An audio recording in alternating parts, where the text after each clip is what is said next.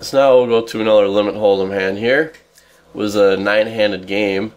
I raised pocket eights under the gun +1, folded to the small blind who 3-bet, which I'm pretty sure the small blind was Mad Scout from Poker Stars if you happen to have played or watched those games. It's a tight, aggressive player, plays really well.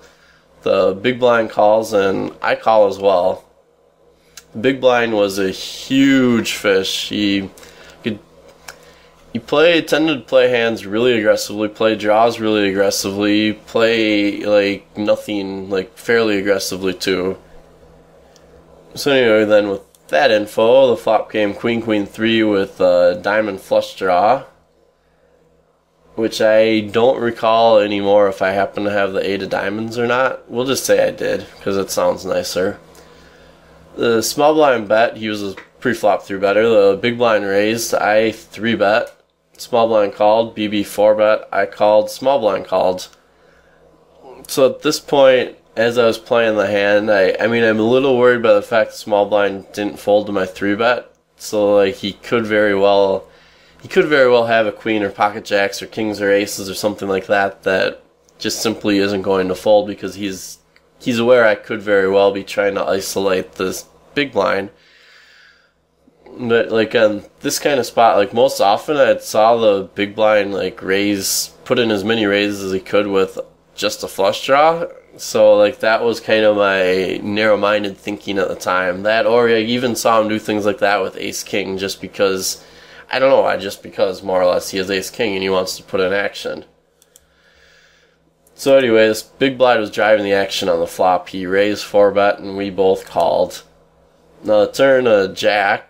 Small blind checks, big blind bets. I decided to raise because I was like, well, if the small blind happens to have kings or ace king or something like that, I really want him to fold just in case my 8s are the best hand, because I have seen this big blind go berserk with flush draws on the flop and then still bet turns with them too. So that was kind of my reason for raising, and the small blind did fold, the big blind 3-bet, and I called.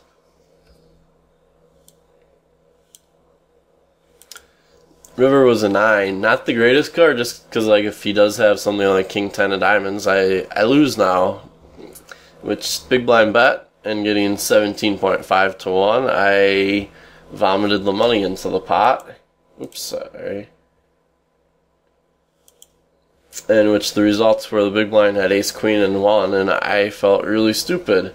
I guess the reason why I selected this hand was more or less going back to the turn here. Like even psychotic players in general, unless you have a super special breed, which this guy wasn't the super special breed, once they 3-bet this turn, they for sure have a hand. Like that was my downfall in this hand. Like I attached myself too much to one read just because I had seen him play a bunch of draws and missed hands very aggressively that I went with that read, which up until the point of calling the 3-bet and calling the river bet, it was perfectly fine to do that read, but then I just kind of more or less burned $120 on fire. Which I say 120 because when he 3-bets the turn, I'm getting 15.5 to 1 to call, which assuming I hit an 8 on the river and get 2 bets, I still don't have the pot odds to call that turn 3-bet, so I mean I should be folding the turn, or even if I do call a turn to make him fire on the river, I should for sure be folding on the river, and I just kind of sheepishly didn't there.